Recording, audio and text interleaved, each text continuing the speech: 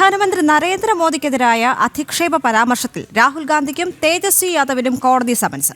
BJP നേതാവ് ഹീരാലാൽ നൽകിയ പരാതിയുടെ അടിസ്ഥാനത്തിലാണ് സമൻസ്. നവംബർ 26-ന് നേരിട്ടോ അഭിഭാഷകൻ മുഖേനയോ കോടതിയിൽ ഹാജരാക്കണമെന്നും കോടതി നിർദ്ദേശം നൽകിയിട്ടുണ്ട്. ശ്രീകാന്ത് ചേരുകയാണ് കൂടുതൽ വിവരങ്ങളുമായി. ശ്രീകാന്ത്, ഈ റിപ്പോർട്ടിന്റെ വിശദാംശങ്ങൾ എന്തൊക്കെയാണ്? പ്രധാനമന്ത്രി നരേന്ദ്രമോദിക്കും അദ്ദേഹത്തിന്റെ അമ്മയ്ക്കുമെതിരെ അധിക്ഷേപ പരാമർശം നടത്തിയതിലാണ് ഇപ്പോൾ കോടതിയുടെ ഇടപെടൽ വന്നിട്ടുള്ളത്.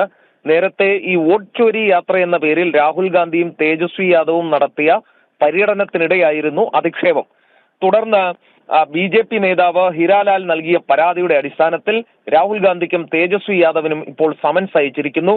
ഷേഖ്പുര CJM കോടതിയാണ് സമൻസ് അയച്ചത്. നവംബർ 26-ന് നേരിട്ടോ അഭിഭാഷകൻ മുഖേനയോ കോടതിയിൽ ഹാജരാകാനാണ് നിർദ്ദേശം. രാഹുൽ ഗാന്ധിയെ സംബന്ധിച്ചും തേജസ്വി യാദവിനെ സംബന്ധിച്ചും ഇത്തരം പ്രവൃത്തികൾക്ക് കോടതിയിൽ ഹാജരാവുന്നത് പുത്തരിയല്ല.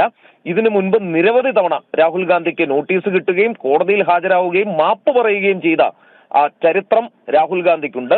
തേജസ്വി യാദവിനെ സംബന്ധിച്ചിടത്തോളം കോഴക്കേസിൽ, റെയിൽവേ കോഴക്കേസ്, റെയിൽവേ അഴിമതി കേസ് എന്നിവയിൽ തുടർച്ചയായി കോടതി കയറി ഇറങ്ങുകയാണ്. ഇന്നലെ കൂടി റെയിൽവേ IRCTCയുമായി ബന്ധപ്പെട്ട കോഴക്കേസിൽ ഇയാൾക്കെതിരെ കുറ്റം ചുമത്തിയിരുന്നു.